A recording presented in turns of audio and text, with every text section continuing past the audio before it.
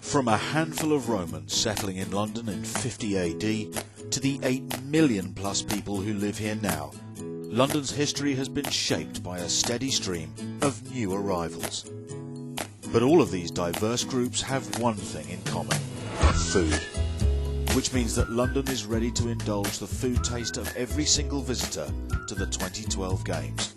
Here at the Container Cafe overlooking the Olympic Stadium itself, the Great British Fried Breakfast is being given a makeover.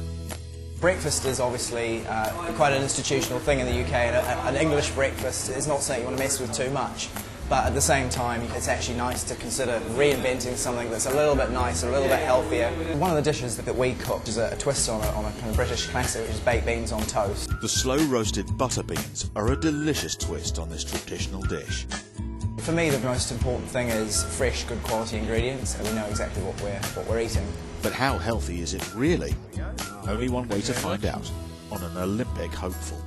Got to make sure that, you know, in competition time I've got to trim down a little bit. I cut back on my carbs, I eat more protein. Got a bit of carbs, you know, in the bread, a bit of fibre. This looks to me like it's granary bread, so there's a bit more fibre in that as opposed to white bread. So this is a really healthy diet. And what traditionally follows breakfast, just in time to give us a mid-morning boost? Coffee. Coffee houses first appeared in London in the 1650s. Bar Italia has been open here in Soho since 1949. The secret of a good cappuccino is not to boil the milk, it has to be frothy without being hot. And you do it not by looking in the jug to see the milk, you do it by listening to the jug. English people now are much more discerning. I think they really realise that, you know, good coffee is important as well. Bar Italia hasn't changed or deviated. We don't want to be the trendiest place in town. We just do what we do best, which is serve good coffee to really nice people 24 hours a day. And that's it.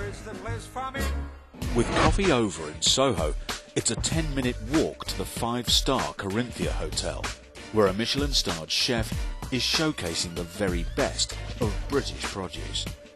What I wanted to do here is get back to really what it's all about, is the simplicity of the food and great quality of the food.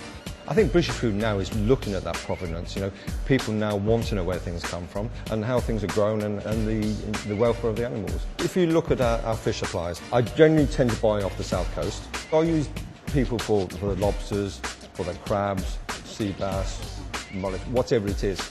I will pick and choose on the day from those suppliers. By the time you've just about recovered from lunch, it'll be time for one of London's oldest and most pleasurable food experiences. Britain and tea, of course, sort of go together. You know, we're known as a nation of tea lovers. And the story is an interesting story. It goes back really to the 17th century when tea is an exotic foreign drink, very, very luxurious, very expensive, that's brought to London. And then the whole tradition of having afternoon tea happens later on in the 18th century, and that is this idea, but again it's very fashionable and it's an aristocratic thing, and it's to do with you've had a very early lunch, you're going to eat very late, but in the middle of the afternoon you're going to have something delicious to eat, a small little nibble, and that really takes off. If there hasn't been enough time for leisurely afternoon tea, then dinner will be the next big food event. And in the shadow of the city's towers is the epicentre of Britain's most popular cuisine. The first Indian restaurant was opened in 1809 in central London. 200 years later, curry has almost become our national dish. And in amongst familiar Punjabi dishes, Tayyab's offers its customers other specialities like nahari, mughal korma and karahi lamb chops. My father came to the country in the early 60s, worked in the East End of London in the rag trade. This is where he used to come for his cup of tea and 2 toast early in the morning going to work. He offered the guy who owned the cafe, if you're ever going to sell, potential buyer. My dad took over and just started from there. Our menu at the moment still, we have daily specials, and they are the same daily specials which my father writ out 30 years ago. But to keep a city marching on its stomach, vast quantities of fresh produce are needed every day, and there's only one place that can supply it: the giant new Spitalfields Market. Now located close to the Olympic Stadium, it's been operating since the 13th century and still trading through each night, 6 days a week.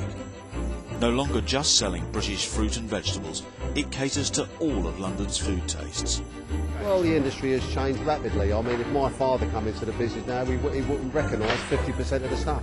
You've only got to see the amount of Asian friends we've got here, and we do lots and lots of business with. We're imported things like chlorella, doody, things like that was unheard of years ago, which are part of our diet now.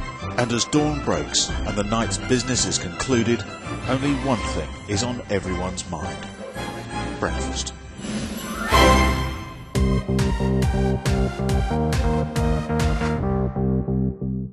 London is defined by its food in a number of ways, I think, because London is a great city. It's a city that people have come and settled in for hundreds of years, and therefore they brought their food with them, because food is that important thing, you know, it's the thing that reminds you of your home.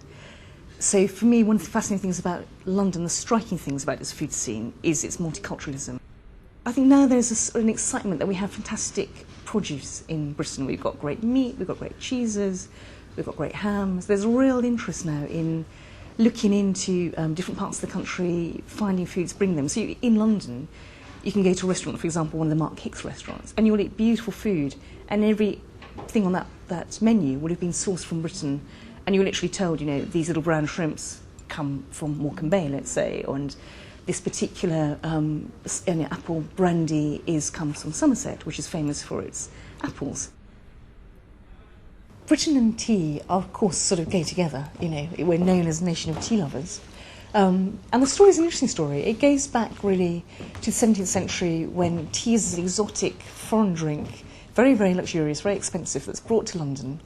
It's popularised really by the wife of Charles II, and because she drinks tea, she's come from Portugal, she marries Charles II. The royalty are doing this, therefore others follow. I mean, that's a classic thing, basically. So tea is a very aristocratic thing. And then the whole tradition of having afternoon tea happens later on in the 18th century, and that is this idea, but again it's very fashionable and it's an aristocratic thing, and it's to do with you've had a very early lunch, you're going to eat very late, but in the middle of the afternoon you're going to have something delicious to eat, a small little nibble, and that really takes off.